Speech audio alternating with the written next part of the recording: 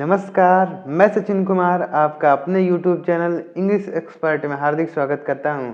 तो प्यारे दोस्तों, आज की स्टोरी बहुत ही इंटरेस्टिंग होने वाली है और इस तरह की नए-नए स्टोरी को अगर आप डेली देखते हैं तो आपको इंग्लिश की जानकारी होने लगेगी, इंग्लिश समझ में आने लगेगा और आप भी इंग्लिश से हिंदी निकाल पाएंगे। तो उम्मीद करता हूं कि आप लोग डेली इंग्लिश की स्टोरी को देखते होंगे और समझते होंगे। और इस स्टोरी में हम ग्रामर से संबंधित बातों को भी बताते हैं और नए नए वर्ड की मीनिंग को भी बताते हैं। तो चलिए स्टोरी को शुरू करते हैं। स्टोरी का टाइटल है the broken horn. Broken means होता है टूटी हुई, ब्रोकन मीन्स होता है टूटी हुई, हॉर्न मीन्स होता है सींग, टूटी हुई सींग।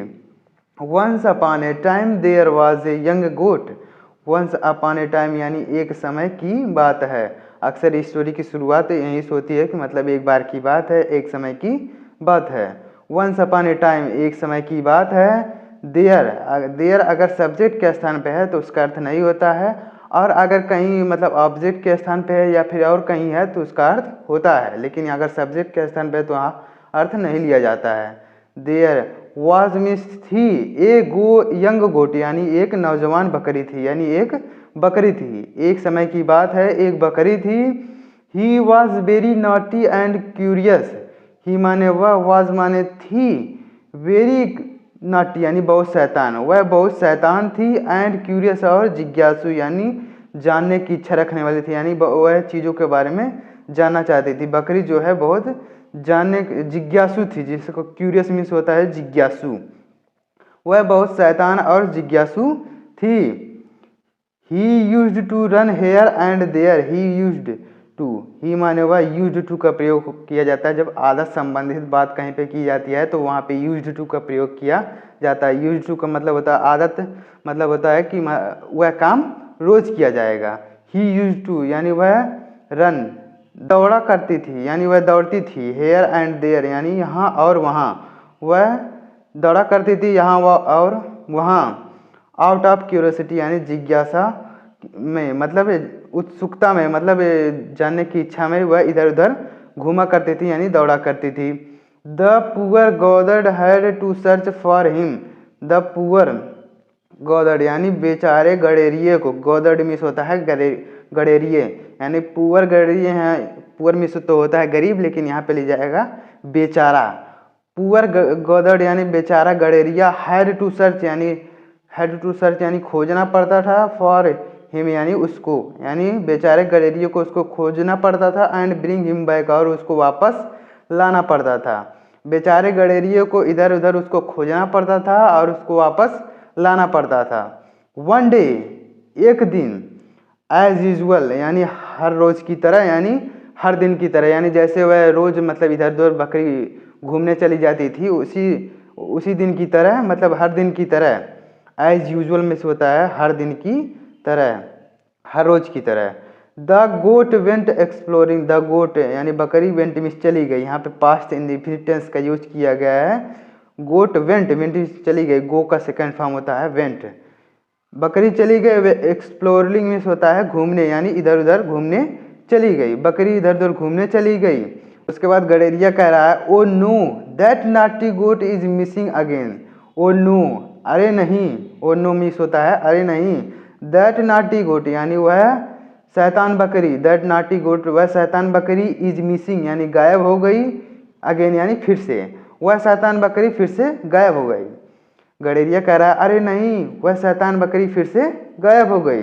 Where has he gone now. Where means कहाँ, हैज ही गॉन नाउ यानी वह अब कहाँ गई होगी, यानी वह कहाँ गई होगी अब।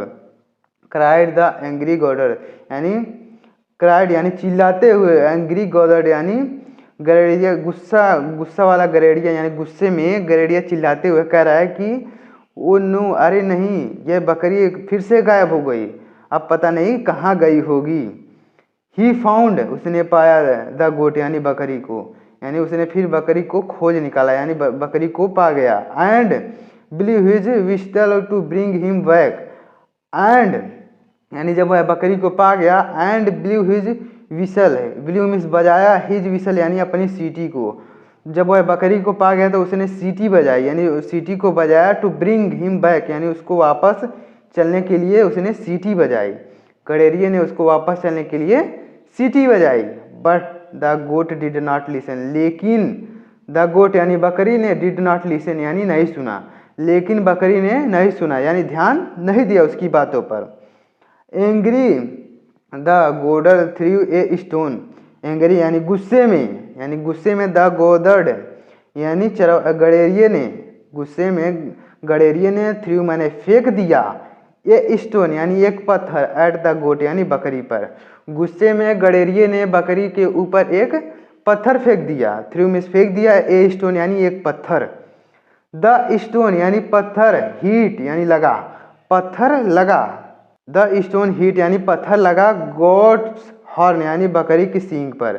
जब गडेरिया ने पत्थर से मारा बकरी को तो पत्थर जो है बकरी की सींग पर लगा, गॉड्स हॉर्न में होगा बकरी की सींग पर। विच ब्रोक यानी जो टूट गई, ब्रोक मीन्स टूट गई, पास्ट इंडिफिनिट टेंस का यहाँ पे यूज किया गया वर्ब की सेकंड फॉर्म। ब्रेक मीन्स होता है टूटना, ब्रोक यहाँ पे आया है तो हो जाएगा टूट गई, यानी विच ब्रोक यानी जो टूट गई, इनटू टू पीसेज यानी दो भागों में। जब गडेरिया ने उसके सींग पर मारा तो उसके सींग पर जो पत्थर लगा तो सींग जो है दो भागों में टूट गई। द गोदर्ड गॉट स्केयर्ड, द गोदर्ड यानी गडेरिया, गॉट स्केयर्ड यानी डर गया, गडेरिया जो है डर गया। दैट कि his master would get angry, his master यानी उसके मालिक, वुड गेट एंग्री यानी नाराज होंगे, एट हिम यानी उस पर, यानी गडेरिया डर गया कि उसके मालिक उस पर गुस्सा होंगे, नाराज होंगे।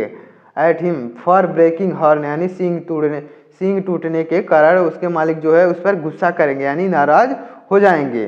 सो यानी इसलिए, he said to the goat, he माने यानी गडेरिया ने सेड मिस कहा, टू द गोट यानी बकरी से, इसलिए गडेरिया ने बकरी से कहा, do not tell, do not tell यानी नहीं बताना, डू नॉट टेल यानी नहीं बताना, द मास्टर यानी मालिक को, यानी मालिक को मत बताना। दैट कि गडेरिया जो है बकरी से कह रहा है कि मालिक को मत बताना कि आई ब्रोक योर हॉर्न, मैंने तुम्हारे सींग को तोड़ा है, ब्रोक मीन्स तोड़ा है, योर हॉर्न यानी तुम्हारे सींग को, मैंने तुम्हारे सींग को तोड़ा है, यानी वह गडेरिया कह रहा है बकरी से कि तुम मालिक को मत बताना कि मैंने तुम्हारे सींग को तोड़ा है। द गोट सेड यानी बकरी ने कहा, द गोट सेड बकरी ने कहा, यू फूल यानी तुम मूर्ख हो, यानी तुम मूर्ख हो, जो बकरी है कह रही है तुम मूर्ख हो। I would not say anything यानी मैं कुछ नहीं कहूँगी।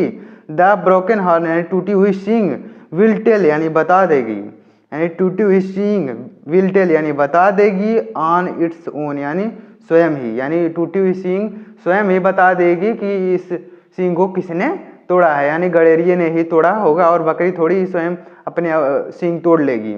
तो वो जो है गडेरिया कह रहा है जब उसकी सींग पर उसने पत्थर से मार दिया तो वह सींग टूट गई, तो गडेरिया बकरी से कह रहा है कि तुम मालिक से मत बताना कि मैंने तुम्हारी सींग को तोड़ा है। तो बकरी कह रही है कि मैं तो मालिक से कुछ नहीं कहूँगी, यानी मालिक को एक शब्द भी नहीं कहूँगी, लेकिन टूटी हुई सींग स्वयं ही मालिक को बता देगी कि सींग को तुमने ही तोड़ा है।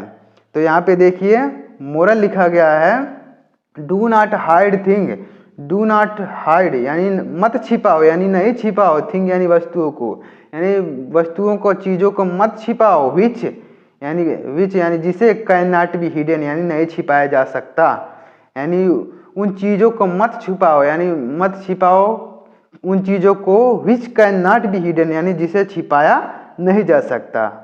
तो उम्मीद करता हूँ कि स्टोरी आपको पसंद आई होगी। अगर स्टोरी पसंद आई हो तो कमेंट बॉक्स में ज़रूर बताइएगा, और इसी तरह की नई नई वीडियो के लिए चैनल को सब्सक्राइब कर दीजिएगा और बेल आइकन भी प्रेस कर लीजिएगा। मिलते हैं नेक्स्ट वीडियो में, तब तक के लिए जय हिंद, वंदे मातरम।